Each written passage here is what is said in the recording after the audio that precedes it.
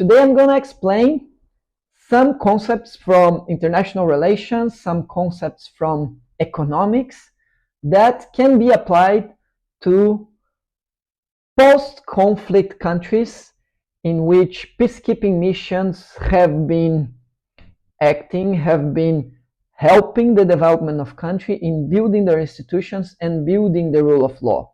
But some risks of backsliding might happen after the peacekeepers leave the country. And those risks are based on a few international relations theories that I'm going to explain to you in some basic and simple words. I hope this is helpful for you. There is the risk of having renewed violence. And for these risks, two main theories might be applicable. The theory of the security dilemma and another theory of the commitment problem. The security dilemma is a concept in international relations that describes a situation where actions taken by a state to increase its security, such as building up military forces, can lead to increased insecurity among other states. But why does this happen? This is because these states may perceive these actions, such as increase in the military forces, as a threat. They prompt them to also increase their military capacities, escalating tensions. In the context of peacekeeping, the withdrawal of international forces can lead to a power vacuum, and the factions within the country might perceive each other as threats and engage in preemptive aggression to secure their positions. This is particularly relevant in post-conflict settings, where trust is low and the potential for misunderstanding is high. Another problem and another theory that happens in these post-conflict countries is the commitment problem. It refers to the difficulty that parties in a conflict face in credibly committing to agreements, especially in the absence of a neutral third party to enforcing these commitments. In post-conflict scenarios, factions may distrust each other's interactions and worry that the other side might exploit the situation to gain advantage. The presence of international peacekeepers often serves as a credible guarantor of agreements, reducing the likelihood of renewed hostilities. Without this external assurance, the risk of conflict resurges, and this risk increases as parties may not feel secure in the commitment made by their adversaries. Another risk is the risk of judicial corruption, and this risk can be explained by the theories of the principal agent problem and the theory of regulatory capture. The principal agent problem is a situation that arises where one party, the principal, delegates work to another, the agent, who has more information than the principal. This can lead to interest if the agent prioritizes their own interest over the principal.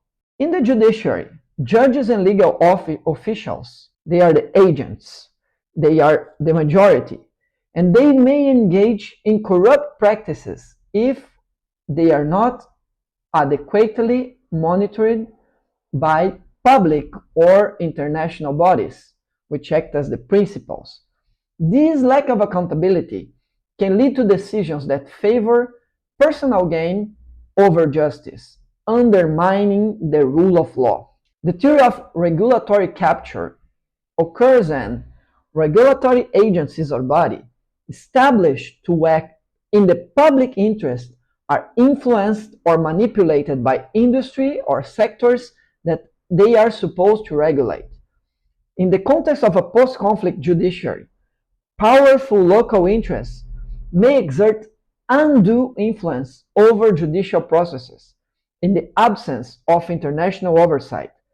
This can lead to biased rulings and the erosion of judicial independence, further damaging public trust and the effectiveness of the legal system. Also, the risk of resource scarcity. The resource curse is a paradoxical situation where countries which are rich in natural resources such as oil and minerals, they tend to have less economic growth and worse development outcomes than countries with fewer natural resources. That's weird. But this concept can also be applied to the justice sector in post-conflict settings, where limited resources can lead to inefficiencies and delays. The lack of financial and human capital hinders the ability to rebuild and maintain effective legal institutions, resulting in a backlog of cases and delayed justice. This scarcity undermines public confidence in the legal system's ability to deliver timely and fair outcomes. The risk of backsliding on reforms, it comes from a few theories that we could call them the path dependency, the reform fatigue, and the two-level game. I'll explain each one of them. Path dependency is a concept in political science and economics that suggests that decisions and outcomes are heavily influenced by past events and choices. Once a particular path is taken,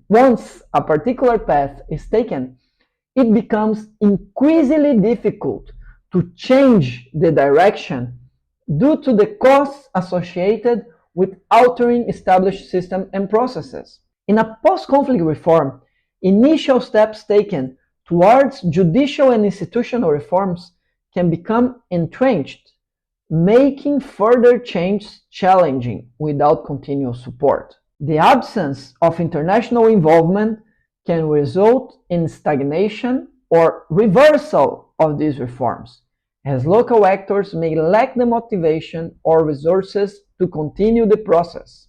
The second one, the reform fatigue, it describes the phenomenon where stakeholders involved in the reform processes become exhausted and lose motivation over time, especially when faced with persistent challenges and slow progresses.